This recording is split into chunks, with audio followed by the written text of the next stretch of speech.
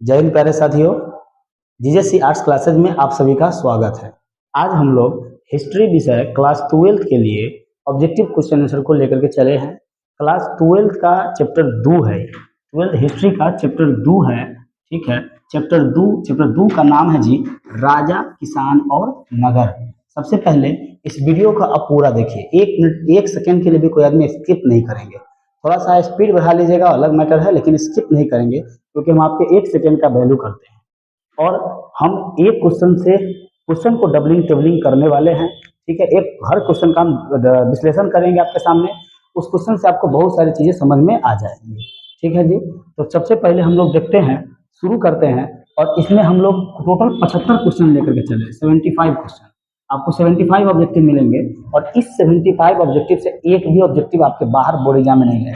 भले कहने के लिए 75 क्वेश्चन है, लेकिन 75 क्वेश्चन से आपको हम लगभग 150 से डबलिंग हो गया तो 150 से 200 क्वेश्चन पुराएंगे, क्योंकि एक क्वेश्चन के साथ आप देखिए हम लोग जो है विश्लेषण करते हुए चलेंगे। आइए चलते हैं हम लोग सबसे पहले अपने सेशन पे। देखिए history chapter 2 VVI MCQ objective. ठीक है जी, मोटिवेशन लाइन था हमारा, हाँ, history chapter 2 VVI MCQ objective question. आज का मोटिवेशन लाइन है हमारा लीव योर ड्रीम, मतलब जियो, योर माने अपने, ड्रीम माने सपने के लिए, अपने सपने के लिए जियो। ठीक है जी, चलिए हम लोग भी जीते अपने सपने के लिए। आइए पहला प्रश्न, आज का पहला प्रश्न देखते हैं। सबसे पहला प्रश्न देखते हैं जी। सबसे पहला प्रश्न कहता है हमारा कि फाहियान कौन था। फाहियान कौन था? सभी लोगों को पता है कि फाहियान कौन था। फाहियान एक चीनी तीर्थयात्री था। फाहियान क्या था जी? चीनी तीर्थयात्री था, और यह भारत न यात्रा करने आया था। भारत क्या करने आया था? यात्रा करने। किसके काल में? तो चंद्रगुप्त द्वितीय के काल में। किसके काल में आया था यह? गुप्त द्वितीय के काल में। चंद्रगुप्त द्वितीय के काल में यह भारत आया था। तो बताइए ना, फाहियान कौन था? तो फाहियान चीनी तीर्थयात्री था और option A is the right answer. Okay, चलिए क्वेश्चन नंबर 2 पर हम लोग चलते हैं। क्वेश्चन नंबर 2 देखिए। क्वेश्चन नंबर 2 का तय हुआ हो कि कौटिल्य ने किस ग्रंथ की रचना की। कौटिल्य, सबको सबसे पहले ही समझिए कि कौटिल्य कौन थे। तो कौटिल्य का ही दूसरा नाम है चाणक्य। क्या नाम है जी? चाणक्य पंडित यानी कि कौटिल्य ई किसके गुरु थे? तो बताइए, ई जो है हमारे चंद्रगुप्त मौर्य के गुरु थे। चंद्रगुप्त मौर्य के गुरु थे। और कहा जाता है उस समय के जो चाणक्य थे ना, यह राजनीति के भगवान थे, समझ लीजिए। ठीक है ना, चंद्रगुप्त मौर्य को राजा बना दिया, जबकि चंद्रगुप्त मौर्य का औकात कुछ नहीं था। ऐसे आदमी को जो बहुत छोट जाति का आता था चंद्रगुप्त मौर्य, इसे धनानंद को मरवा करके राजा बनवा दिया। कौन? कौटिल्य या फिर चाणक्य गुरु थे। ठीक है, चाणक्य ऐसा गुरु हम लोगों के जीवन में एक न एक होना चाहिए। ठीक है, चंद्रगुप्त मौर्य, चाणक्य ने क्या पुस्तक लिखा था अपने राजनीतिक जीवन में? राजनीति के बारे में ही लिखा होगा। तो देखिए जी, पुस्तक लिखा है राजनीति के बारे में, लेकिन उस पुस्तक का नाम है अर्थशास्त्र। ठीक है, इकोनॉमिक्स। अर्थशास्त्र से इन्हें समझिएगा तो मैं अर्थशास्त्र का बात है नहीं, बात उसमें राजनीति का है, और इसको लिखे कौन है? चाणक्य जी। ठीक है जी, आइए क्वेश्चन है इंडिका। लेकिन ऑप्शन हम पढ़ते हैं, ऑप्शन का विश्लेषण थोड़ा सा कर लेते हैं। इंडिका पुस्तक का लेखक कौन है? तो इंडिया में होता है कथी है? मेगास्थनीज। इंडिका का लेखक कौन है जी? याद रखिएगा, मेगास्थनीज। इंडिका का लेखक कौन है? तो इंडिका का लेखक है वो हो मेगास्थनीज। अच्छा है, मेघदूत है, एगो है मेघदूत, ठीक है, मेघ का दूत, एगो है मालविका अग्निमित्र। ये एक प्रेम कथा है मालविका और अग्निमित्र का। ठीक है, मालविका लड़की का नाम रहता है, अग्निमित्र लड़का का नाम रहता है। तो मेघदूत और मालविका अग्निमित्र, ये दोनों ने लिखा है कालिदास ने। किसने लिखा है जी? कालिदास ने। ठीक है, याद रखिएगा, मेघदूत और मालविका अग्निमित्र किसने लिखा है जी? तो कालिदास ने लिखा है। आगे चलते हैं हम लोग अगला प्रश्न की ओर। चलिए प्रश्न संख्या 3 हमारा कहता है, प्रश्न संख्या 3 देखिए, कहता है इंडिका किसकी रचना है? आइए गया वही बात अभी ने पीछे विश्लेषण किए हैं। देखिए एक क्वेश्चन से जो हम विश्लेषण करते हैं बहुत इंपॉर्टेंट था, क्योंकि आपके दिमाग में सारा क्वेश्चन सेट होते चलेगा।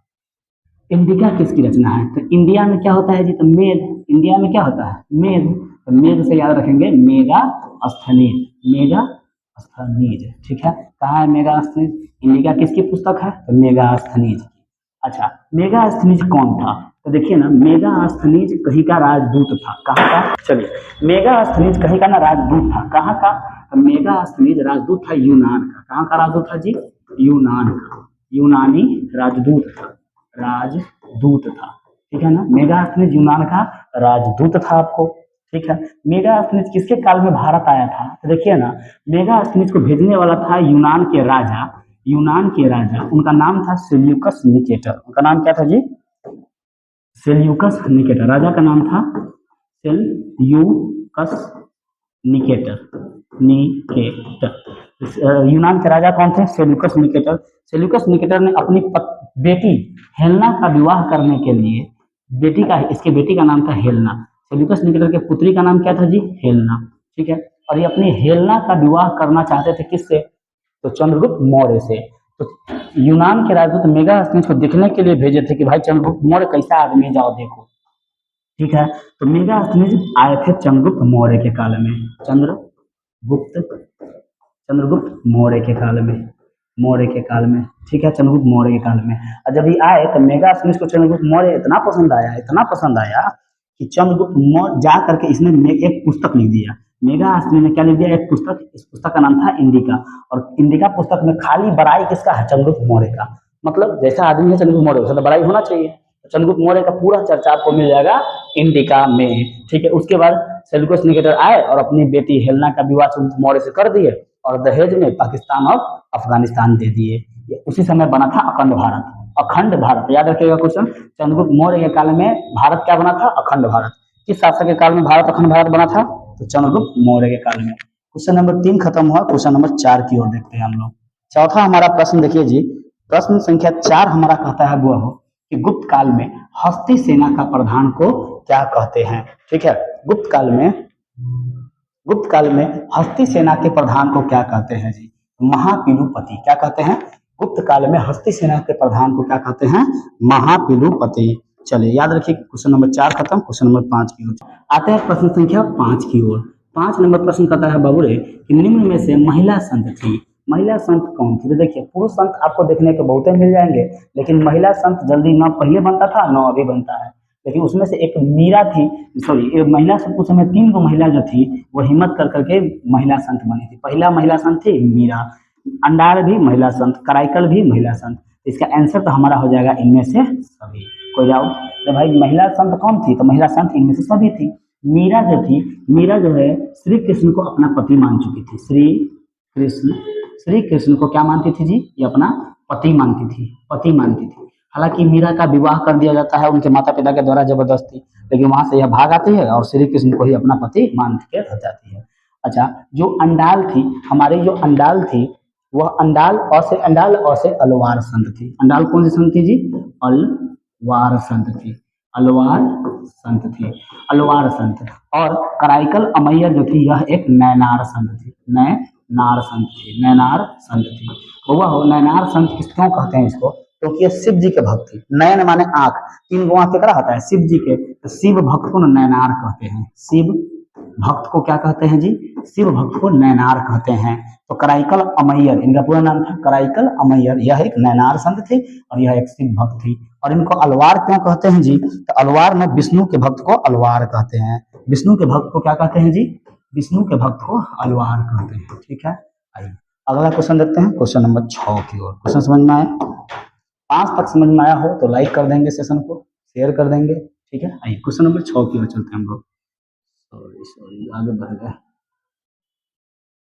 क्वेश्चन नंबर 6 देखिए, 6 नंबर प्रश्न कहता है धम्म की शुरुआत किसने की? बउआ हो, धम्म जो है बौद्ध धर्म में जाकर के जब अशोक का हृदय परिवर्तन हो गया, अशोक ने क्या किया पता है आपको? तो अशोक ने क्या था? कलिंग का लड़ाई, कलिंग युद्ध। जब कलिंग युद्ध कब किए थे? तो अशोक कलिंग युद्ध किए थे आपको 261 ईस्वी में, 261 ईसा पूर्व में। जब कलिंग युद्ध किए अशोक, तो उस समय इनका हृदय परिवर्तन हो गया, क्योंकि वो जब कलिंग का युद्ध किया 261 ईसा पूर्व में अशोक, तो उस समय इनका हृदय परिवर्तन हो गया। और जब इनका हृदय परिवर्तन हो गया तो इन्होंने धम्म का शुरुआत कर दिया, बौद्ध धर्म में जाके मिल गए।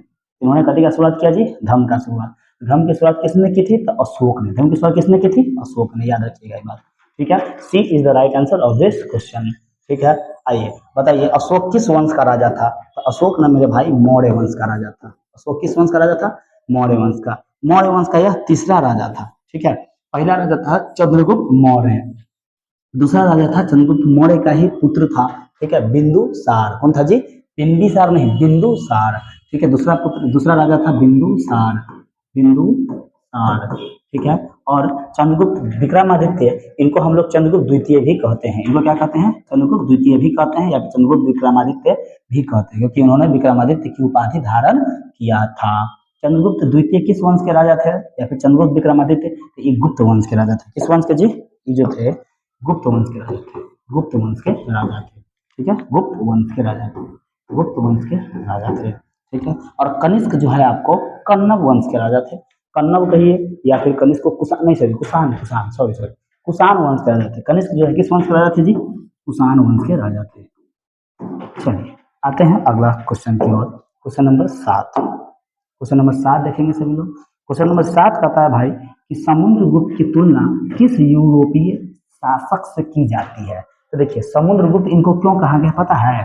क्योंकि यह हमारा मान लीजिए भारत, ठीक है ना, ये हमारा भारत है और ये भारत का ही दक्षिणी छोर है, ठीक है। ये जो हम बना रहे हैं, ठीक है, ये भारत का हम दक्षिणी छोर बना रहे हैं, थोड़ा सा गड़बड़ा हो गया है, चलिए भारत का दक्षिणी छोर, यहाँ से नीचे भारत का दक्षिणी छोर है। तो कहा जाता है जो एक राजा आया गुप्त वंश में, गुप्त वंश में जब गुप्त काल आया ना, गुप्ता काल, गुप्त वंश में एक राजा आया समुद्रगुप्त। इनका नाम क्यों पड़ा है समुद्रगुप्त? क्योंकि ये इधरों की जमीन से जीते थे, इधरों की जमीन से जीत लिए थे, 70 की जमीन, यानी कि इनका घोड़ा एक समुद्र, दो समुद्र, तीन समुद्र, तीनों समुद्र का पानी पी सकता था। तो देखिए यूनान, यूरोप में भी एक राजा था जिसका नाम था नेपोलियन, और वो भी पूरा यूरोप लगभग जीता था। और हमारे यहाँ भी एक राजा हुआ समुद्रगुप्त, वो भी पूरा समुद्र जीत लिए थे, इसलिए इसको भारत का नेपोलियन कहा जाता है। समुद्रगुप्त की तुलना किस यूरोपीय शासक से की जाती है? तो नेपोलियन से। किसी से की जाती है जी? नेपोलियन से। चलिए यहाँ तक कोई दिक्कत? नेपोलियन से की जाती है। आइए अगला क्वेश्चन, नेपोलियन कहाँ का राजा था? तो नेपोलियन यूरोप का राजा था, यूरोप का राजा था। क्वेश्चन नंबर 8 की दुनिया में चलते हैं।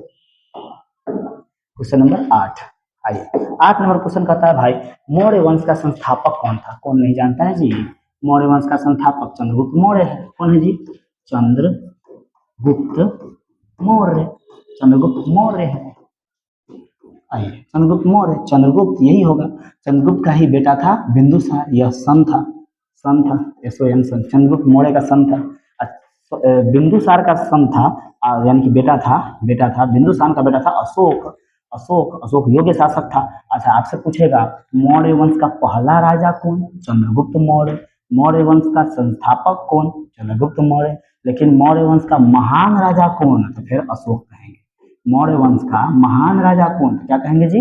अशोक कह देंगे। ओके, कोई दिक्कत?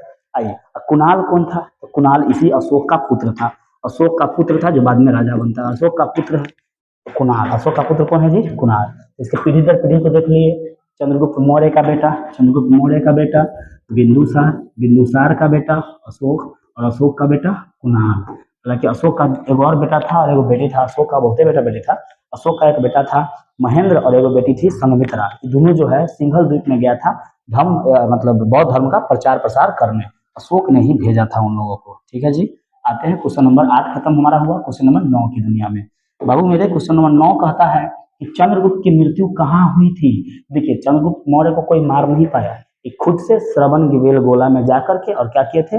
मृत्यु प्रदान किए थे। इसका आंसर हो जाएगा श्रवण गोला, सी इज राइट आंसर। पाटलिपुत्रा में नहीं मरे थे, तक्षशिला में भी नहीं मरे थे, उज्जैनी में भी नहीं मरे थे, मरे कहाँ थे? तो श्रवण गोला में मरे थे। क्वेश्चन नंबर 9 खत्म हुआ, क्वेश्चन नंबर 10 की ओर चलते हैं।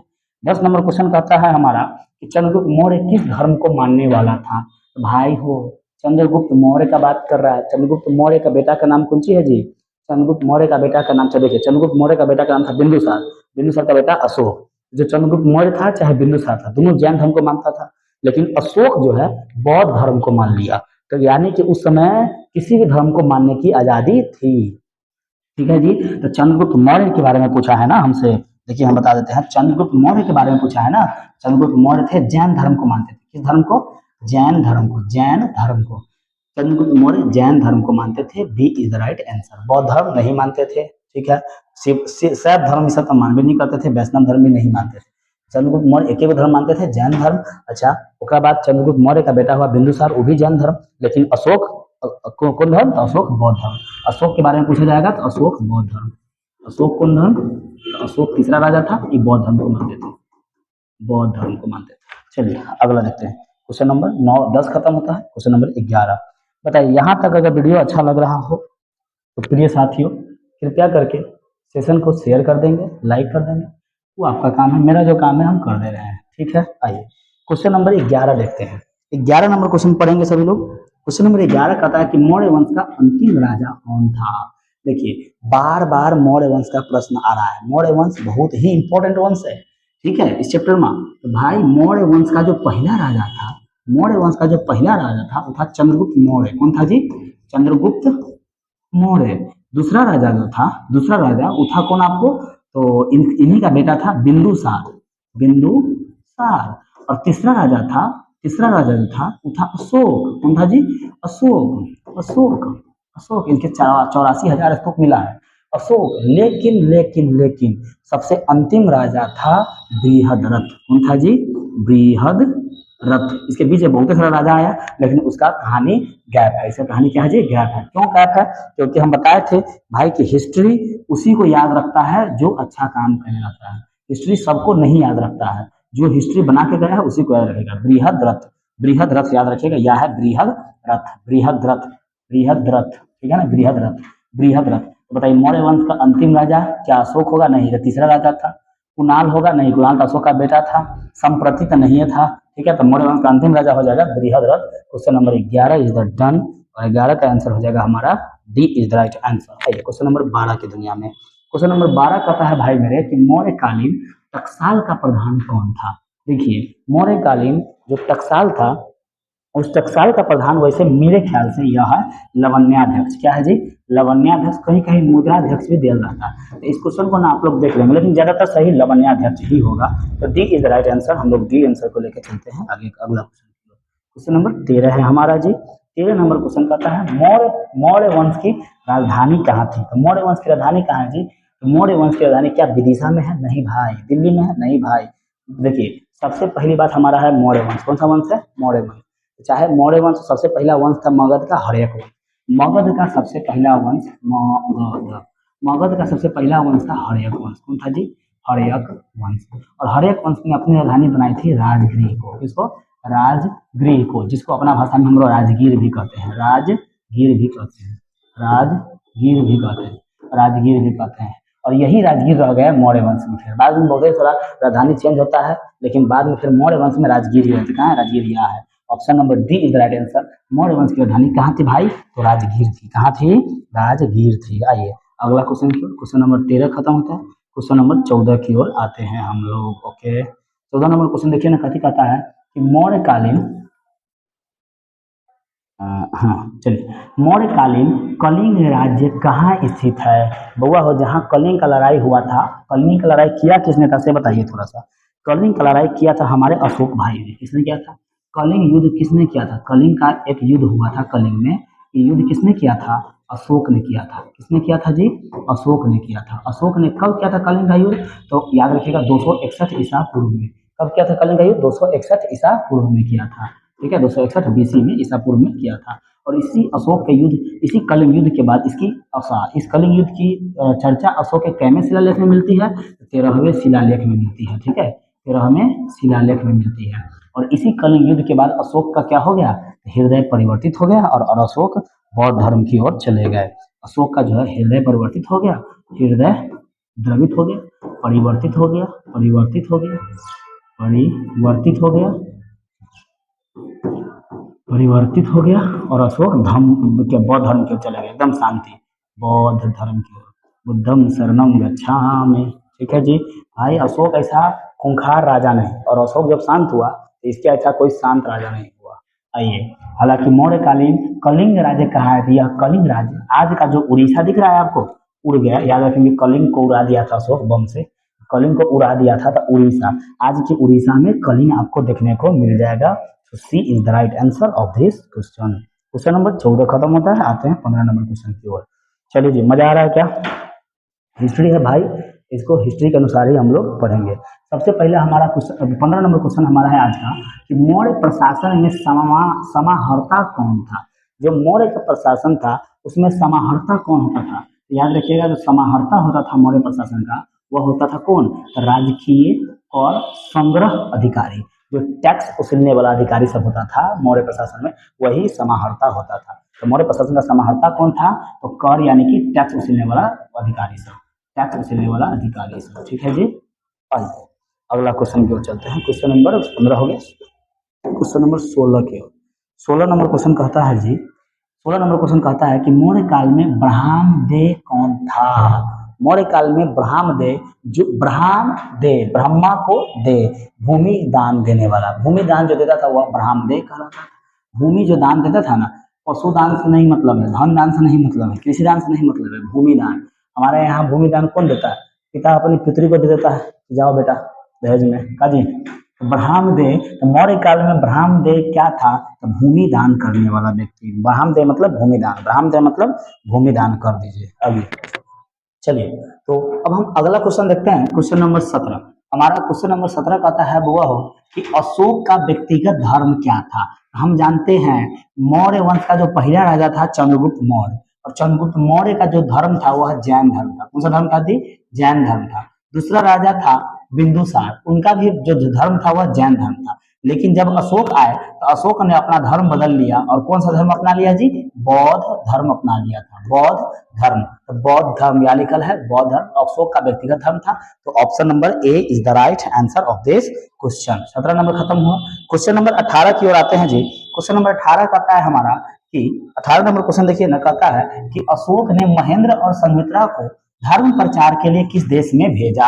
हम मोती वहां से देखिए यह क्वेश्चन हम बोले थे, ये अपना बेटा और बेटी महेंद्र और संघमित्रा को भेजा था। ये है हमारा भारत और ये है श्रीलंका। क्या है जी, श्रीलंका। तो अशोक ने महेंद्र और संघमित्रा को श्रीलंका में भेजा था कि जाओ इस धर्म का प्रचार करके आओ। जैसे हमारे यहाँ गुरु बहिना सब जो होती है धर्म प्रचार यानी कि शिव जी का प्रचार के लिए ना निकलती है जी, यह सखी शिव के शिष्य बनल छा न बनल छा, वही शिव चर्चा जो होता है, न बनल छा तो बन जा। ठीक है, वो भी क्या है, धर्म प्रचार है। तो अशोक ने भी बौद्ध धर्म का बहुते प्रचार किया था। कोई ऐसा जगह ही नहीं छोड़ा, एक दो के अलावा एक दो जगह छोड़ दिया था, उसके अलावा कहीं छोड़ा ही नहीं, सब पर प्रचार किया जब तक जिया तब तक। और महेंद्र और संघमित्रा को भेज दिया था कि जाओ तुम सिंघल द्वीप में जाकर के, सिंघल द्वीप इसी को कहते हैं, श्रीलंका को कहते हैं सिंघल द्वीप। क्या कहते हैं, सिंघल द्वीप, क्योंकि द्वीप है सिंघल द्वीप। तो सिंघल द्वीप में किसको भेजा गया था, महेंद्र और संघमित्रा को। तो बताइए ना, अशोक ने महेंद्र और संघमित्रा को धर्म प्रचार के लिए किस देश में भेजा था। क्या जापान भेजा तो नहीं, मिस्र भेजा तो नहीं, वर्मा भेजा तो नहीं, सिंघल द्वीप भेजा तो जी हाँ, C D is the right answer of this question. आइए अगला क्वेश्चन, क्वेश्चन नंबर 18 का क्वेश्चन नंबर 19 की ओर कहता है हुआ हो। क्वेश्चन नंबर 19 हमारा कह रहा है, क्वेश्चन नंबर 19 कहता है कि अशोक जो है, अशोक जो है, अशोक जो है, अशोक किस वंश का शासक था। कई बार क्वेश्चन हम बोल दिए हैं, नंद वंश का तो नहीं, गुप्त वंश का तो नहीं, चोल वंश का तो नहीं। अशोक जो है मौर्य वंश का तीसरा शासक था। मौर्य वंश का क्या शासक था जी, तीसरा शासक। मौर्य वंश का पहला शासक कौन था, चंद्रगुप्त मौर्य। दूसरा शासक बिंदुसार, तीसरा शासक अशोक। अशोक किस वंश का शासक था, मौर्य वंश का। ये क्वेश्चन हम बोलते हैं, कमेंट में मारिएगा, मौर्य वंश का अंतिम शासक कौन था। इस क्वेश्चन को आप लोग कमेंट में मारेंगे, जिनका भी आंसर सही होगा उस पर हम पिन कर देंगे। ठीक है, आइए अभी क्वेश्चन नंबर आते हैं, क्वेश्चन नंबर 20 की ओर। ठीक है, क्वेश्चन नंबर 20 कहता है हमारा जी कि अशोक कौन से बौद्ध भिक्षु के प्रभाव में आकर बौद्ध धर्म का समर्थक बन गया था। देखिए, तो अशोक जो है कौन से बौद्ध भिक्षु के प्रभाव में आकर के, तो उस देखिए अशोक का ये भतीजा था, कह सकते हैं अशोक का भतीजा था। जब अशोक मारकाट किया कलिंग का युद्ध में तो ये बहुत द्रवित हो गया, दिल परिवर्तन इसका हो गया। कहा कि भाई अब हम न लड़बो, अब हम जो शांति चाहते हैं। तो इसी का एक भतीजा था जिसका नाम था उपगुप्त। उपगुप्त अशोक का बड़ा भाई था ना, वो थोड़ा सा लोल टाइप था, तो राजा नहीं बना, लेकिन उसका जो बेटा था वो अच्छा बेटा बन गया। उपगुप्त, इसका नाम क्या था जी, उपगुप्त। तो अशोक के भाई के बेटा है तो भतीजा ना हुआ जी। तो अशोक का भतीजा था उपगुप्त, और उपगुप्त ने कहा कि चचा हो तू जो हो, तू कहाँ चला बा, भाई बौद्ध धर्म में चला बा, बौद्ध धर्म में चला बा, इनमें तोर मन के बड़ा शांति मिलतो। तो अशोक भी कहा था, चलो भाई ठीक है। अब मतलब अशोक को मिलाया गया बौद्ध धर्म के भिक्षु सबसे, तो अशोक को बड़ा अच्छा लगा बौद्ध धर्म, मिल गया बौद्ध धर्म। तो क्वेश्चन है कि अशोक कौन से बौद्ध भिक्षु के प्रभाव में आकर बौद्ध धर्म को का समर्थक बन गया था? तो उपगुप्त के प्रभाव में आकर के। आइए अगला क्वेश्चन देखते हैं 20 के बाद 21 नंबर क्वेश्चन। ठीक है जी, क्वेश्चन नंबर 21 कहता है हमारा जी कि राजगृह की नगर वधु का नाम था। तो देखिए ना, जो राजगृह की नगर वधु होती थी, नगर वधु, उनका नाम रहता था सालवती। क्या नाम रहता था जी? सालवती। ठीक है, आइए राजगृह की नगर वधु का नाम क्या था? तो सालवती रखिएगा। माधवी तो नहीं, ठीक है, वो अम्रपाली नहीं, क्या नाम है, तिस्या रक्षिता नहीं, सालवती आंसर हमारा सही हो जाएगा। आइए अगला क्वेश्चन, क्वेश्चन नंबर 21 खत्म, 22 नंबर क्वेश्चन जो चलते हैं। क्वेश्चन नंबर 22 देखिए सभी लोग, कहता है क्वेश्चन नंबर 22 कहता है हमारा कि किसने लिखा वास्तविक सुकर्म वह है जिससे प्रजा सुखी तथा प्रसन्न है। ये बात किसने कहा? तो ये बात कौन कहेगा? कोई मतलब राजनीतिक में कोई दिग्गज आदमी जो होगा सही ना कहेगा कि वास्तविक सुकर्म या फिर कर्म वही है जिसमें प्रजा सुखी रहे, न कि राजा। ठीक है, भाई किसने लिखा वास्तविक सुकर्म वह है जिसमें प्रजा सुखी तथा प्रसन्न रहे? तो ये बात उस समय के जो गुरु थे, उस समय के जो महान व्यक्ति थे, उनका नाम था चाणक्य। हाँ चाणक्य, क्या नाम था जी? चाणक्य। उनका नाम क्या था जी? चलिए, उस समय के जो गुरु थे, उस समय के जो महान महान गुरु थे वह चाणक्य थे। ठीक है, और चाणक्य किसके गुरु थे? तो कहने का कोई बात नहीं है, चाणक्य चंद्रगुप्त मौर्य के गुरु थे। और जो चाणक्य है, इन्हीं का नाम है कौटिल्य। क्या नाम है जी? कौटिल्य। कौटिल्य ऑप्शन में खोज लीजिए, किसने लिखा वास्तविक सुकर्म हुआ है जिसने प्रजा सुखी तथा प्रसन्न है। ठीक है, तो भैया कौटिल्य, यहाँ हमारा D is the right answer of this question. ठीक है, आइए अगला क्वेश्चन देखते हैं 22 के बाद क्वेश्चन नंबर 23। क्वेश्चन नंबर 23 देखते हैं। क्वेश्चन नंबर 23 कहता है चंद्रगुप्त मौर्य के काल में कलिंग की राजधानी क्या थी? देखिए कलिंग, कलिंग जो उस समय का कलिंग है, यहाँ पर अशोक ने एक युद्ध लड़ा, कलिंग का युद्ध। ठीक है, अशोक ने यह युद्ध लड़ा था, कलिंग का युद्ध। ठीक है, कब लड़ा था? तो 261 बीसी में। ठीक है ना, और ये कलिंग का जो युद्ध था, इसकी अभी का उड़ीसा में है, अभी के उड़ीसा में, अभी के उड़ीसा में, अभी के कहाँ है जी? उड़ीसा में है। ठीक है, और इसकी राजधानी थी उस समय तोसाली। कहाँ थी राजधानी जी? तोसाली। तोसाली कहाँ है? ऑप्शन देखिए ना, सी is the right answer, Tosali. चलिए क्वेश्चन नंबर 23 खत्म, क्वेश्चन नंबर 24 की ओर चलते हैं। क्वेश्चन नंबर 24 कहता है हमारा जी कि आर्यभट्ट कहाँ का वासी था? भैया हो, आर्यभट्ट का ने कथी का आविष्कार किया था? याद करिए, आर्यभट्ट ने शून्य का आविष्कार किया था कि नहीं किया था? शून्य का आविष्कार किया था आर्यभट्ट ने। किसी का आविष्कार किया था जी? शून्य का। और आर्यभट्ट हमारे यहाँ बिहार के है, रहने वाले हैं, और हम लोग भी बिहार में हैं, और बिहार में पटना जिला है। सॉरी, बिहार के बिहार में जो है, हाँ पटना तो जिला ही है, जैसे बिहार की राजधानी कहाँ है? पटना। तो उसी पटना के रहने वाले थे आर्यभट्ट चचा। ओके, आइए अगला क्वेश्चन देखते हैं। क्वेश्चन नंबर 24 के बाद क्वेश्चन नंबर 25। आइए क्वेश्चन नंबर 25 देखते हैं भाई। क्वेश्चन नंबर 25 कहता है द्वितीय नगरीकरण के नगरों को क्या कहा जाता है? तो देखिए याद रखिएगा, द्वितीय नगरीकरण के नगरों को ताम्रयुगीन नगर नहीं कहा जाता है, उनको द्वितीय नगरीकरण के नगरों को क्या कहा जाता है? तो द्वितीय नगरीकरण के नगरों को क्या कहता है? लौह युगीन नगर। द्वितीय नगर में लोहा आ गया था, क्या गया था जी? लोहा। तो द्वितीय नगरीकरण के नगरों को क्या कहा जाता है? लौह युगीन नगर कहा जाता है। आइए क्वेश्चन नंबर 25 हो गया हमारा सी। 25 के बाद हम लोग देखते हैं क्वेश्चन नंबर 26 के। 26 नंबर क्वेश्चन देखते हैं। क्वेश्चन नंबर 26 कहता है बुआ हो, 26 नंबर क्वेश्चन कहता है कि भारत का प्राचीनतम ज्ञात अभिलेख कौन सा है? ठीक है, तो भारत का जो सबसे प्राचीनतम ज्ञात अभिलेख है वो कौन सा है? सारनाथ का अभिलेख है क्या? ठीक है, या फिर गिरनार का अभिलेख है क्या? या फिर वोगजाई का अभिलेख है क्या? वो ओगजाकोई का अभिलेख है क्या? या फिर मथुरा का अभिलेख है क्या? बिल्कुल C is the right answer of this question. कहता है भारत का प्राचीनतम ज्ञात यानी कि सबसे पुराना ज्ञात अभिलेख कौन सा है? सबसे पुराना जो पता चला था जिस अभिलेख का, उस अभिलेख का नाम है ओगजाकोई का अभिलेख। ठीक है, सी आंसर हो जाएगा 26 का। आइए क्वेश्चन नंबर हम लोग चलते हैं 27 में। 27 क्वेश्चन कहता है मेगास्थनीज किस यूनानी शासक के राजदूत के रूप में पाटलिपुत्र आया था? बउआ हो, कई बार बोल रहे कि मेगास्थनीज किस यूनानी शासक का नाम क्या था? याद करिए ना, सेल्यूकस निकेटर, के राजदूत के रूप में, मेगास्थनीज यूनान का राजदूत था, या सेल्यूकस निकेटर के राजदूत के रूप में पाटलिपुत्रा में आया था क्या कहते हैं चंद्रगुप्त मौर्य के काल में। तो कहाँ है सेल्यूकस निकेटर। सेल्यूकस की बेटी का नाम क्या था? सेल्यूकस की बेटी का नाम था हेलेना। हेलेना। जब सेल्यूकस निकेटर ने अपनी बेटी हेलेना के देख रेख के लिए, यानी कि हेलेना, सेल्यूकस निकेटर और चंद्रगुप्त मौर्य युद्ध किया था एक बार, और युद्ध में हार गया था सेल्यूकस निकेटर।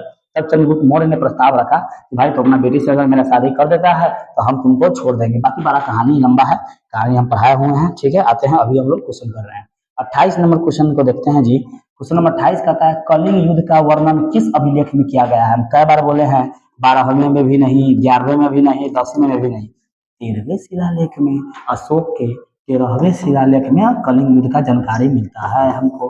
और कलिंग का जो युद्ध था यह कब किया गया था? 261 ईसा पूर्व में किया गया था, 261 बीसी में किया गया था। और इसी युद्ध के बाद भारत में सॉरी अशोक का जो है हृदय परिवर्तित हो गया था कलिंग के युद्ध के बाद। कलिंग वर्तमान में कहाँ है? तो वर्तमान में है उड़ीसा में। कलिंग की राजधानी कहाँ है? तो कलिंग की राजधानी कहाँ थी जी? तोसाली थी ना, तोसाली। चलिए अगला क्वेश्चन देखते हैं। क्वेश्चन नंबर 28 खत्म, क्वेश्चन नंबर 29 की ओर आते हैं। 29 नंबर क्वेश्चन कहता है बाबू मेरे कि चीनी यात्री फाहियान किस शासक के काल में भारत आया था? हाँ हाँ हाँ, ये क्वेश्चन हम सबसे शुरू में देखे हैं कि चीनी यात्री फाहियान किसके काल में भारत आया था? तो चीनी यात्री का फाहियान आया था चंद्रगुप्त द्वितीय के काल में। किसके काल में आया था? चंद्रगुप्त द्वितीय के काल में। चंद्रगुप्त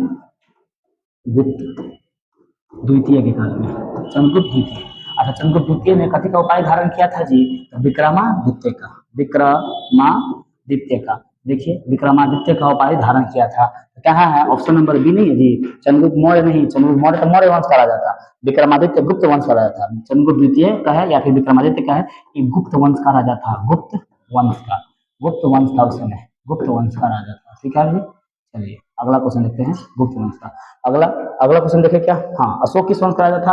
अशोक भी मौर्य वंश का राजा है। कनिष्क हमको सबको पता है, कनिष्क कुषाण वंश का राजा है। चलिए आगे देखते हैं अगला क्वेश्चन। क्वेश्चन नंबर 29 खत्म होता है और 29 के बाद आता है क्वेश्चन नंबर हमारा 30। क्वेश्चन नंबर 30 कहता है भाई कि मेगा अस्थनीज जो है, जो मेगा अस्थनीज चचा है, जो मेगा अस्थनीज है, 30 में कहाँ आ गया? हाँ चलिए, 30 में कहता है जो मेगा अस्थनीज किस भारतीय शासक के दरबार में आया था? कौन नहीं जानता है भाई? मेगा अस्थनीज यूनान का राजदूत था और यूनानी शासक सेल्यूकस निकेटर ने इसको भेजा था। Seleucus Nicator, Seleucus Nicator, Seleucus Nicator ने इनको भेजा था अपनी बेटी हेलेना का रिश्ता के लिए चंद्रगुप्त मौर्य के पास। तो ये मेगा अस्थनीज किस भारतीय शासक के दरबार में आएगा? चंद्रगुप्त मौर्य के दरबार में आएगा, चंद्रगुप्त मौर्य के दरबार में आएगा। और जो मेगा अस्थनीज था इसकी पुस्तक लिख दिया, पुस्तक का नाम क्या था जी? इंडिया के बारे में लिखा है, तो इंडिका, पुस्तक का नाम है इंडिका। आइए अगला क्वेश्चन देखते हैं। क्वेश्चन नंबर 30 खत्म होता है, क्वेश्चन नंबर 31 की ओर। क्वेश्चन नंबर ना मेरे भाई 31 कहता है कि किस अभिलेख में सती प्रथा का उल्लेख मिलता है? तो भैया एरन अभिलेख एक ऐसा अभिलेख है जिसमें सती प्रथा का उल्लेख मिलता है। एरन अभिलेख एक ऐसा अभिलेख है जिसमें किसका उल्लेख मिलता है जी? तो आपको एरन अभिलेख में सती प्रथा का अभिलेख व उल्लेख मिलता है। ठीक है, चलिए। अच्छा, एगो चीज और, प्रयाग प्रशस्ति अभिलेख भी कहते हैं इसको। प्रयाग अभिलेख जो लिखल है, प्रयाग अभिलेख जो लिखल है, इसमें किसके बारे में लिखा गया है? तो प्रयाग अभिलेख में समुद्रगुप्त के बारे में लिखा गया है। क्या बारे में? समुद्रगुप्त के बारे में, प्रयाग प्रशस्ति अभिलेख। ठीक है ना। और समुद्रगुप्त को क्या कहते हैं? तो भारत का नेपोलियन, भारत का नेपोलियन कहते हैं, नेपोलियन, क्योंकि यह तीनों समुद्र को जीत लिया था।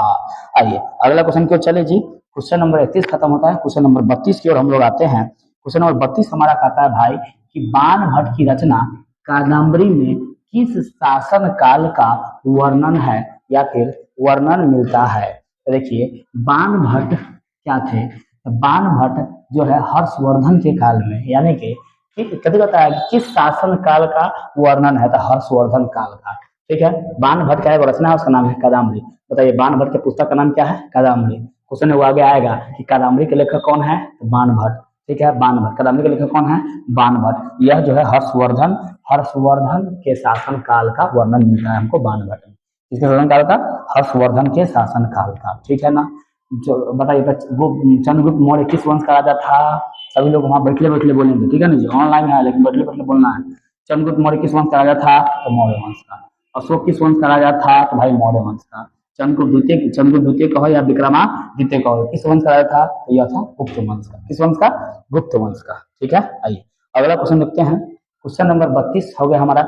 आते हैं चला क्वेश्चन नंबर 33 हमारा है कि गुप्त संवत कब और किसके द्वारा शुरू किया गया था? ये क्वेश्चन है। देखते हैं गुप्त संवत कौन शुरू करेगा। तो देखिए ना, गुप्त संवत यानी कि गुप्त का कैलेंडर, संवत मतलब कैलेंडर, तो गुप्त काल का कैलेंडर शुरू करने से पहले हम देखते हैं गुप्त काल का राजा कौन, स्थापना किसने किया। देखिए जो गुप्त काल है, गुप्त वंश है, गुप्त वंश, इसका स्थापना कौन करता है जी? तो गुप्त वंश का स्थापना करने वाला व्यक्ति था श्रीगुप्त। क्या नाम था उनका? श्रीगुप्त। आइए श्रीगुप्त का ही पुत्र था घटोत्कच। श्रीगुप्त का पुत्र कौन था जी? घटोत्कच। घटोत्कच। श्रीगुप्त के पुत्र का नाम था घटोत्कच। आधा तो होगा वहां पे, चलो कोई बात नहीं। श्रीगुप्त का पुत्र कौन था जी? घटोत्कच। आइए ना, यहाँ पर ऑप्शन नंबर ए दिया हुआ है जो श्रीगुप्त। देखिए ना, तो बताइए गुप्त वंश का पहला राजा कौन? श्रीगुप्त। पहला राजा कौन? श्रीगुप्त। दूसरा राजा कौन? घटोत्कच। और तीसरा राजा जब आया तब जाकर के गुप्त वंश का स्थापना हो गया। जो तीसरा राजा था वह कौन था? चंद्रगुप्त प्रथम। तीसरा राजा चंद्रगुप्त प्रथम, और इन्होंने ही किया था गुप्त संवत का शुरुआत। और जो समुद्रगुप्त था यह चौथा राजा बना गुप्त वंश का, और सबसे योग्य राजा, सबसे कमाल का राजा यही बना। कौन? तो चंद्रगुप्त, समुद्रगुप्त। इसी को भारत का नेपोलियन भी कहते हैं। भारत का नेपोलियन भी कहते हैं। इन्होंने तीनों समुद्र जीत लिया था। तो गुप्त वंश का पहला बोलेंगे, गुप्त वंश का स्थापना किसने किया? तो श्रीगुप्त ने। अब गुप्त वंश का बोलेंगे महान शासक कौन है? तो भाई समुद्रगुप्त है। कौन है? समुद्रगुप्त। समुद्रगुप्त के बाद भी आता है कुमारगुप्त। जो कुमारगुप्त आते हैं गुप्त वंश में, उन्होंने नालंदा विश्वविद्यालय का स्थापना किया है। किसका स्थापना किया है जी? नालंदा विश्वविद्यालय का। ओके, आइए क्वेश्चन नंबर 33 खत्म होता है हमारा। क्वेश्चन नंबर 34 की ओर चलते हैं। क्वेश्चन नंबर 34 कहता है पंचतंत्र की रचना किसने की है? ठीक है, देखते हैं क्वेश्चन नंबर 34 हमारा है कि पंचतंत्र की रचना किसने की। तो पंचतंत्र का जो रचना किया था वह किया था क्या आर्यभट्ट ने? तो नहीं भाई, आर्यभट्ट ने तो शून्य का आविष्कार किया। पंचतंत्र का रचना कला करने लगा ही आर्यभट्ट ने शून्य का आविष्कार।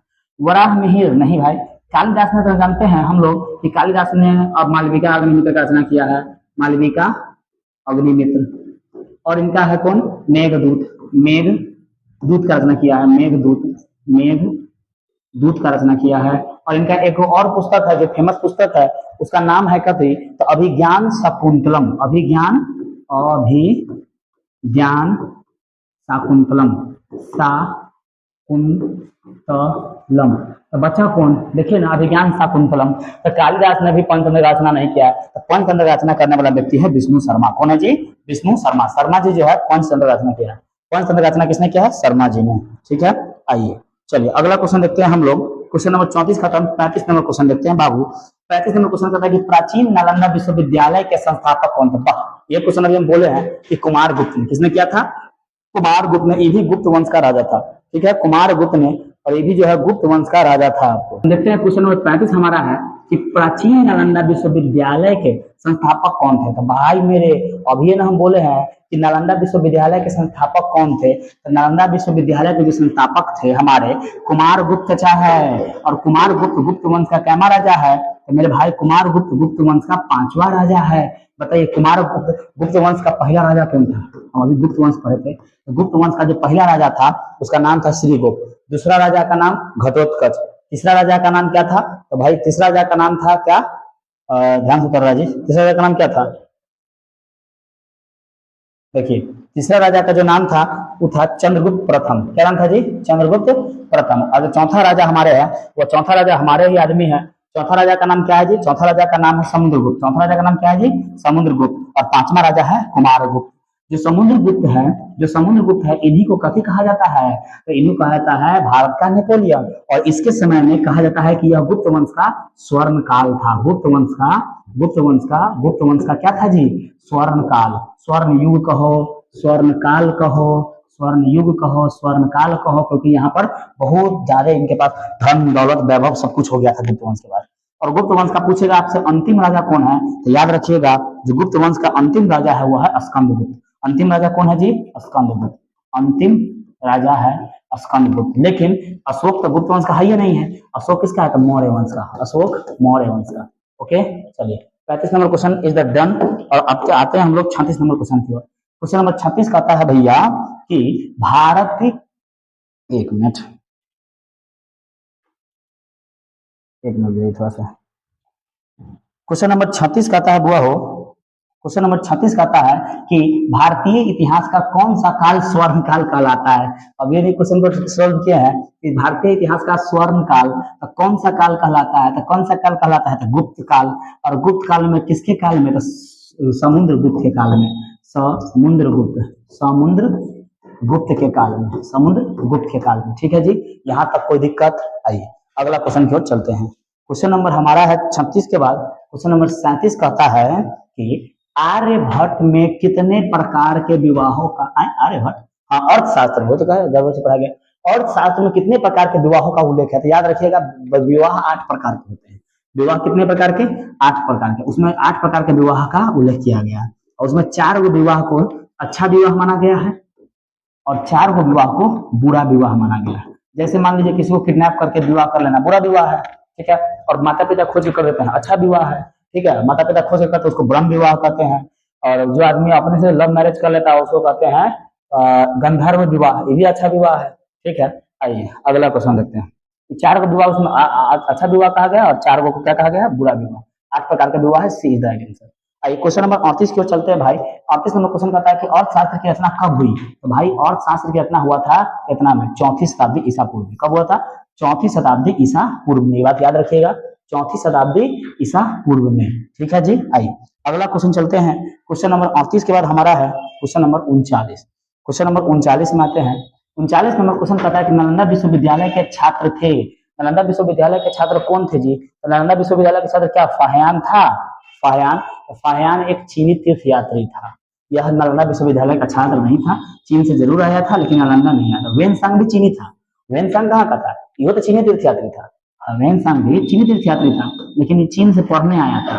चीन से भारत में क्या आया था? पढ़ने, भारत में नालंदा में। तो नालंदा विश्वविद्यालय के छात्र थे भैया वेनसांग हो जाएगा। कौन हो जाएगा? वेनसांग।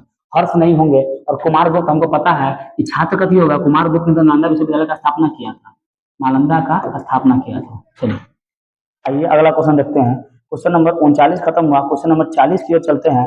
देखिए 40 नंबर क्वेश्चन कहता है किस गुप्त शासक को उसके सिक्कों पर बीना बजाते हुए दिखाया गया है। तो बउआ हो किस गुप्त शासक को दिखाया गया है उसके सिक्कों पर बीना बजाते हुए? तो याद रखिएगा जो हमारे समुद्रगुप्त चाचा है, समुद्रगुप्त चाचा को दिखाया गया है कि इस सिक्का पर बीना बजा रहा है। सिक्का पर क्या बजा रहा है जी? बीना बजाते हुए। सिक्का पर बीना बजाते हुए दिखाया गया है। बीना बजाते हुए, इनके सिक्कों पर बीना बजाते हुए दिखाया गया है। बीना बजाते हुए दिखाया गया है, ठीक है। किस गुप्त शासक को उसके सिक्कों पर बिना बजाते हुए दिखाया गया है जी? तो समुद्रगुप्त को। समुद्रगुप्त को भारत में क्या कहते हैं? नेपोलियन कहते हैं। इसी के काल में यह कौन सा युग था? तो स्वर्ण काल बन गया था। स्वर्ण काल या फिर स्वर्ण युग बन गया था, ठीक है। आइए अगला क्वेश्चन, क्वेश्चन नंबर 40 खत्म होता है, क्वेश्चन नंबर 41 की ओर चलते हैं। और क्वेश्चन नंबर 41 कहता है भैया कि उत्तरी पश्चिमी भारत से प्राप्त अशोक के अभिलेखों में लिपि का प्रयोग किया गया है। माने कि किस लिपि का प्रयोग किया गया है? बउआ हो कथी कहता है? उत्तरी पश्चिमी। देखिए अगर हम ये देखें, ये अगर हमारा भारत है, ठीक है ना, ये हमारा अगर भारत है, ठीक है, ये अगर हमारा भारत है तो भारत के ऊपर होता है उत्तर। ऊपर क्या होता है जी? उत्तर। ऊपर होता है उत्तर, ऊपर सबको पता है उत्तर होता है, नॉर्थ होता है। और इधर क्या होता है? दाहिना हाथ पूर्व, बायां हाथ पश्चिम, वेस्ट होता है। तो उत्तरी पश्चिमी कोना में कौन पड़ता है? तो पाकिस्तान पड़ता है।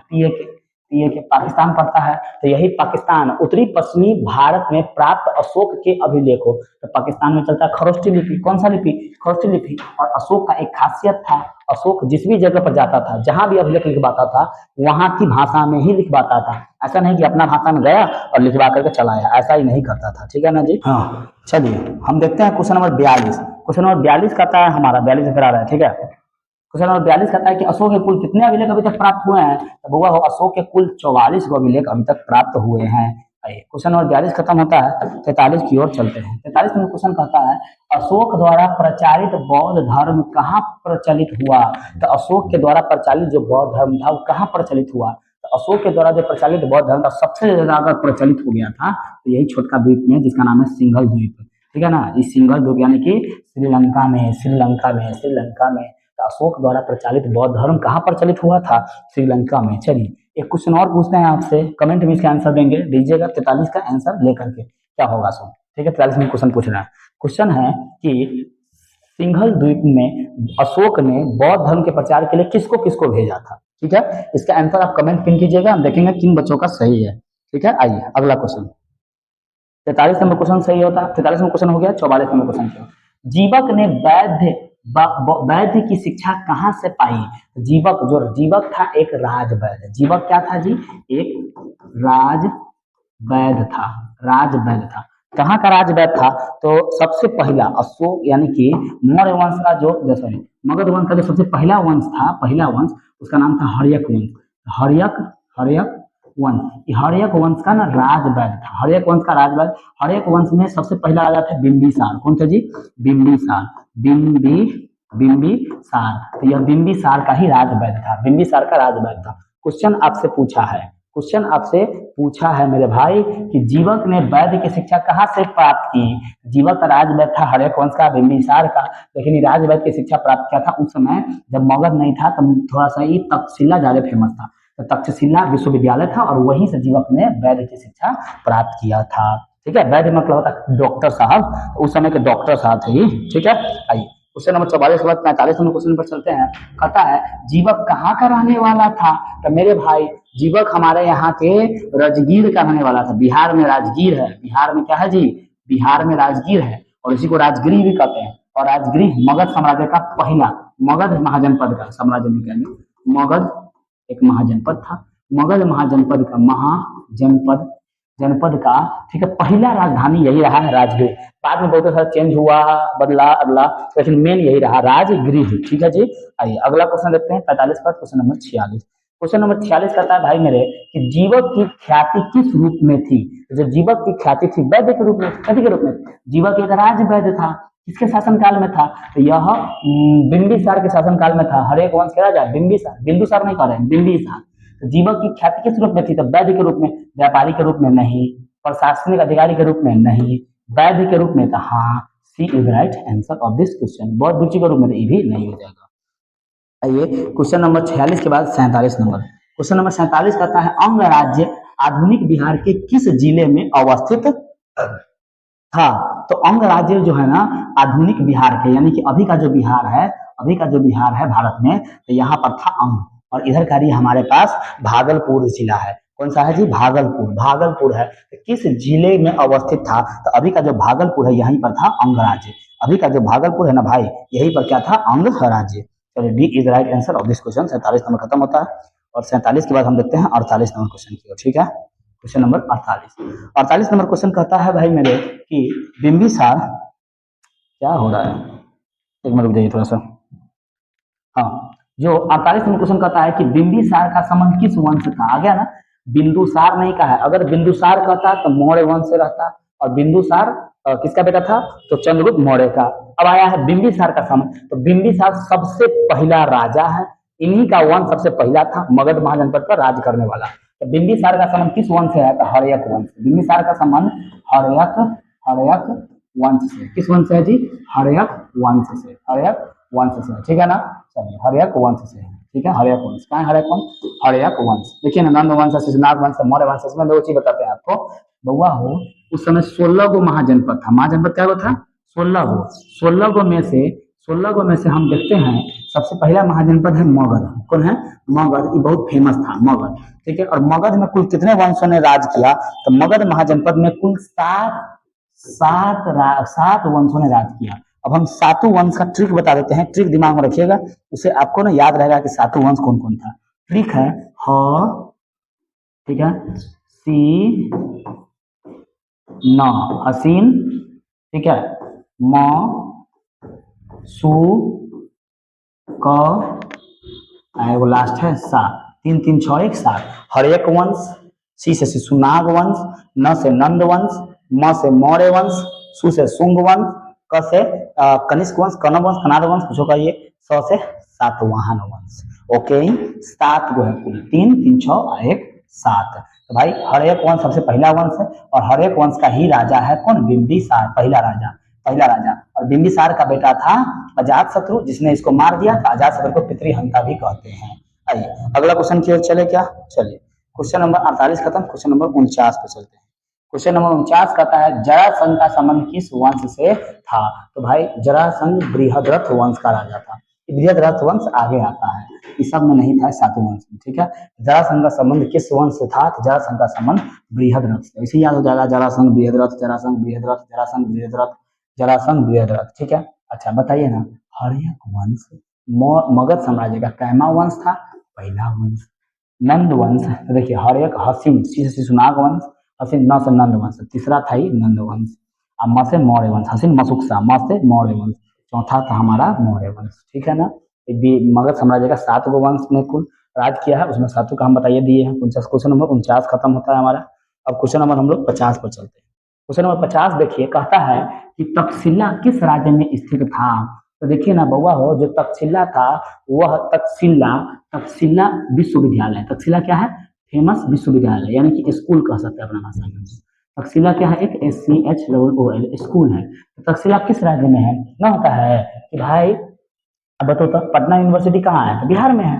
ठीक है, तो बिहार राज्य में, तो उसने तक्षशिला कहाँ है? तो तक्षशिला उस समय के गांधार राज्य में है। किस राज्य में था?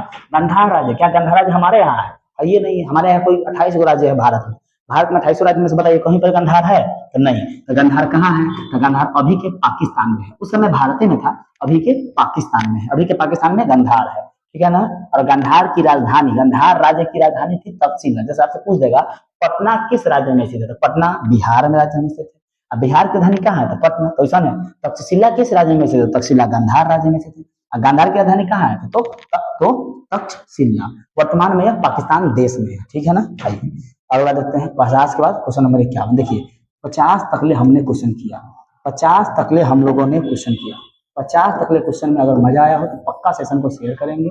ठीक है, ताकि आपके साथ साथ आपके दोस्त लोग भी इसका आनंद उठा पाए। और हम लोग तो मेहनत कर ही रहे हैं, गर्मी से देख रहे हैं, गलत तो तबीयत खराब है ये है। चलिए देखते हैं 50 के बाद क्वेश्चन नंबर 51 आते हैं हम लोग। 51 नंबर देखिए, 25 क्वेश्चन और बचा हुआ है, दिल थाम के बैठेंगे। 25 क्वेश्चन 75 क्वेश्चन करेंगे तो मजा आ जाएगा, आपके अंदर एक एनर्जी आ जाएगा कि भाई हम पढ़े हैं कुछ हिस्ट्री में। ठीक है, हिस्ट्री में एगो क्वेश्चन छोड़ के नहीं आना है, वादा कर लेना है खुद से कि भाई एको क्वेश्चन नहीं छूटेगा। 51 है, सेल्यूकस ने अपनी पुत्री, ये क्वेश्चन फिर से, सेल्यूकस निकेटर कहाँ का राजा था जी? तो यूनान का राजा था। इनकी पुत्री का नाम क्या था?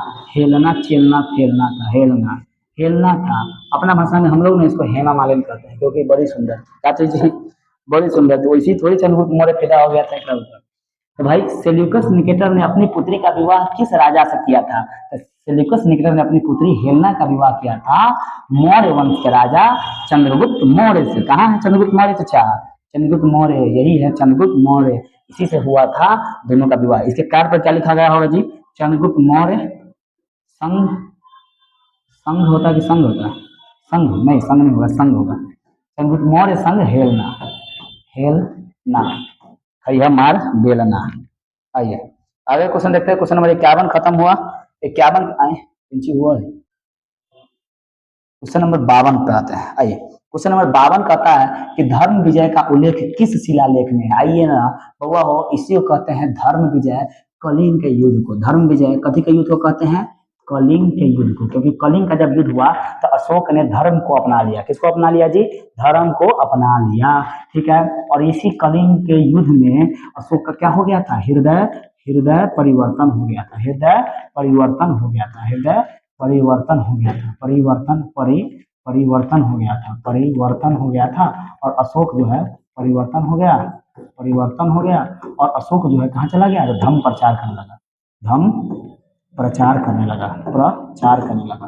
ठीक है ना, तो धर्म विजय का उल्लेख अशोक के किस शिलालेख में मिलता है? अशोक के 13वें शिलालेख में पढ़ लिया। चलिए अगला क्वेश्चन देखिए। क्या क्वेश्चन नंबर आते हैं 52 के बाद 53 नंबर क्वेश्चन पर। क्वेश्चन नंबर 53 कहता है कालिदास किसके समकालीन थे? जो कालिदास है वह किसके समकालीन है? तो भाई कालिदास चंद्रगुप्त द्वितीय के समकालीन है। किसके समकालीन है?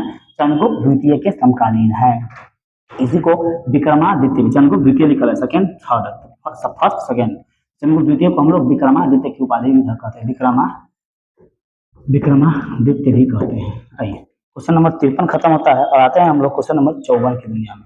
54 नंबर क्वेश्चन कहता है, चला हो 54 नंबर क्वेश्चन कहता है हमारा कि भारत का नेपोलियन किस शासक को कहा जाता है? सब जानता है भाई, समुद्रगुप्त को, समुद्रगुप्त को क्या देखा गया था? बीना बजाते हुए, अपने सिक्कों पर बीना बजाते हुए समुद्रगुप्त को देखा गया था। समुद्रगुप्त के समय जो गुप्त वंश था वो क्या था? स्वर्ण काल बन गया था, स्वर्ण युग बन गया था, खूब पैसा कमाया था। समुद्रगुप्त को भारत का नेपोलियन कहा जाता है। भारत का नेपोलियन किस शासक को कहा है? समुद्रगुप्त को। आइए क्वेश्चन नंबर 54 खत्म होता है। क्वेश्चन नंबर 54 के बाद आते हैं क्वेश्चन नंबर 55 की ओर। क्वेश्चन नंबर 55 हमारा कहता है जी, 55 नंबर क्वेश्चन हमारा कहता है, मगध की प्राचीनतम राजधानी कहाँ थी? प्राचीनतम मतलब पुराना। अब पुराना राजधानी मगध की कहाँ है? सब जानता है भाई, राजगृह। मगध महाजनपद की प्राचीनतम राजधानी कहाँ थी? राजगृह। ठीक है, तो अच्छा राजगृह।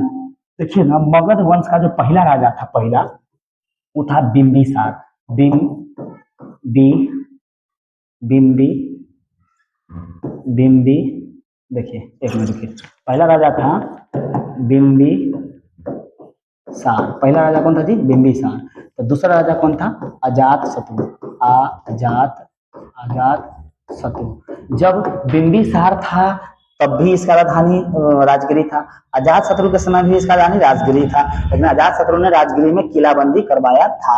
ठीक है, अच्छा राजधानी चेंज कब हो गया? तो जब तीसरा राजा आया, हर्यक वंश का ही तीसरा राजा आया था। कौन? उसका नाम था उदाईन।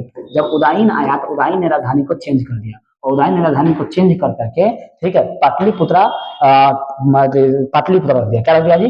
पाटलिपुत्रा। गंगा और सोन नदी के संगम पर, गंगा नदी और सोन नदी जहाँ पर मिलती है ना, गंगा और सोन नदी जहाँ मिलती है, और सोन नदी, उसी सोन नदी के संगम पर कर दिया था इसकी राजधानी पाटलिपुत्रा कर दिया था उदाईन ने। ठीक है ना, तो इसका वैसे 55 का आंसर याद रखेंगे हमारा बी, राजगिरी। मगध की प्राचीनतम राजधानी कहाँ थी? तो राजगिरी। आइए अगला क्वेश्चन लेते हैं, क्वेश्चन नंबर 55 के बाद क्वेश्चन नंबर 56 की ओर। 56 नंबर क्वेश्चन कहता है भाई मेरे कि मगध का प्राचीनतम राजवंश कौन था? वही प्राचीनतम मतलब सबसे पुराना मतलब सबसे पहला। सबसे पहला वंश कौन था? कौन नहीं जानता है भाई? हर्यक वंश।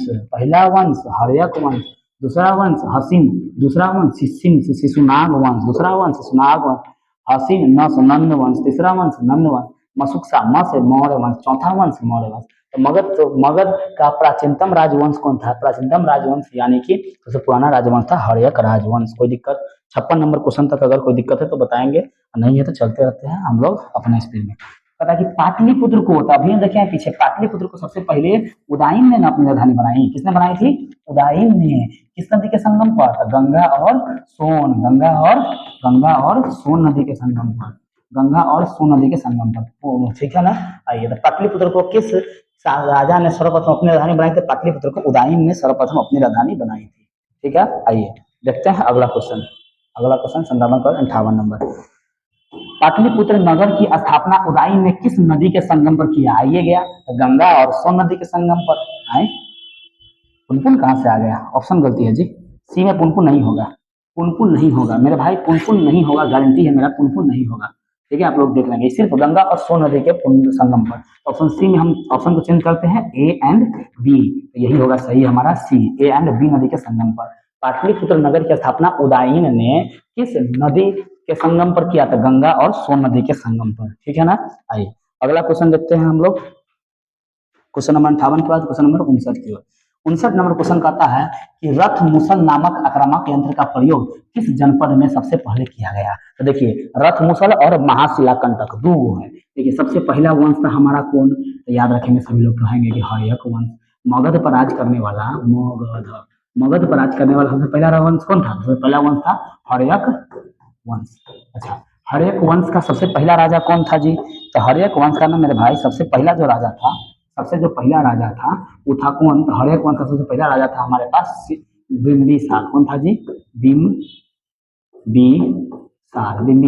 बिंबिसार का जस्ट पुत्र, यानी कि बिंबिसार के बाद दूसरा, यानी कि बिंबिसार का पुत्र था अजातशत्रु।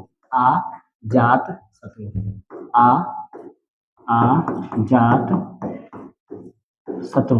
और अजातशत्रु ने अपने पिता बिंबिसार को मार दिया, इसीलिए अजातशत्रु को पितृहंता भी कहा जाता है। और अजातशत्रु ने पहली बार युद्ध में दो नया हथियार लाया, जिसको आपको बाहुबली फिल्म में दिखाया गया है। एगो का नाम था महाशिलाकंटक,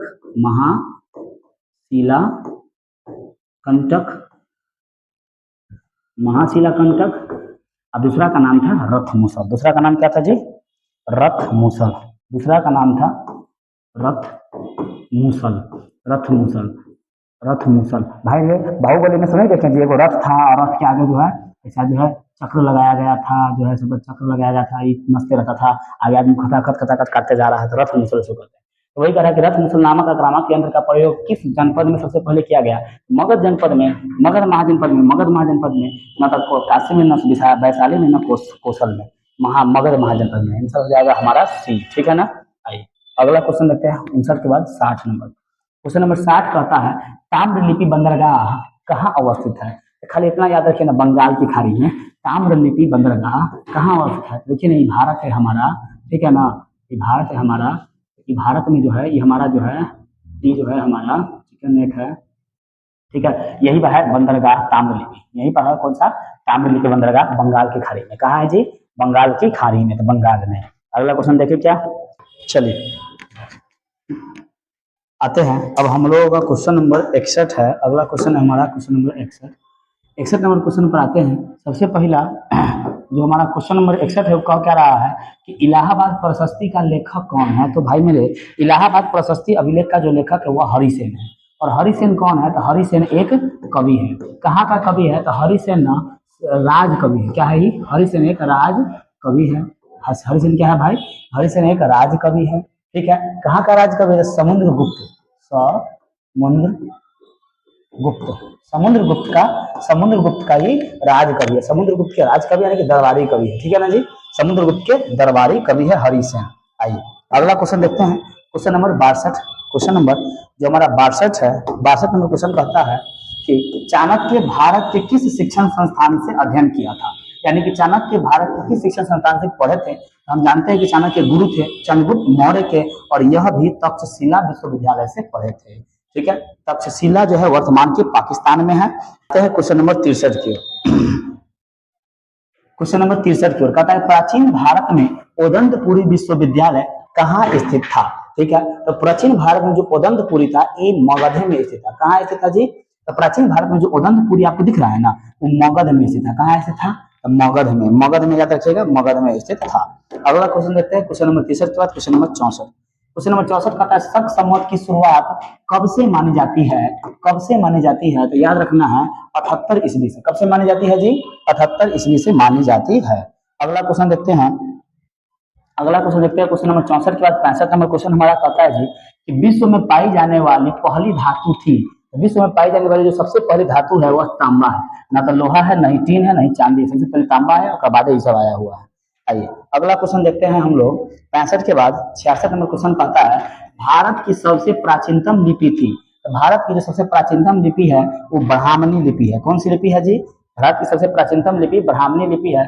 और 67 नंबर क्वेश्चन कहता है हमारा प्रयाग प्रशस्ति का संबंध किस गुप्त शासक से है? तो कौन नहीं जानता है भाई, प्रयाग प्रशस्ति अभिलेख का संबंध समुद्रगुप्त से है। अभी शुरू में बोले थे। और प्रयाग प्रशस्ति अभिलेख को लिखा किसने है? तो हरिसेन ने लिखा है। किसने लिखा है जी? तो हरिसेन ने लिखा है। प्रयाग प्रशस्ति अभिलेख को किसने लिखा है जी? हरिसेन ने लिखा है। किसने लिखा है? तो हरिसेन चचा ने लिखा है प्रयाग प्रशस्ति अभिलेख को। और प्रयाग प्रशस्ति अभिलेख समुद्रगुप्त का, समुद्रगुप्त से संबंध है उनका। चलिए अगला देखते हैं, क्वेश्चन नंबर 68 की। क्वेश्चन नंबर 68 हमारा कहता है कि भाई मेरे, क्वेश्चन नंबर 68 कहता है अपने स्वयं के खर्चे से सुदर्शन झील की मरम्मत किसने कराई थी? तो स्वयं खर्चा करके किसने कराया था? रुद्रदामन ने। किसने कराया?